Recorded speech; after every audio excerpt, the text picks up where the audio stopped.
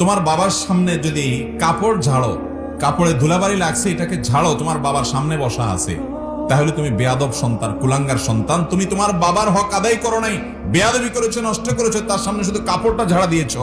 এটার কারণে, কারণ তুমি কোন রাজার সামনে, তুমি কোন পদস্থ কর্মকর্তার সামনে, পাওয়ারফুল কোন ব্যক্তির সামনে কাপড় ঝাড়া দিবা না।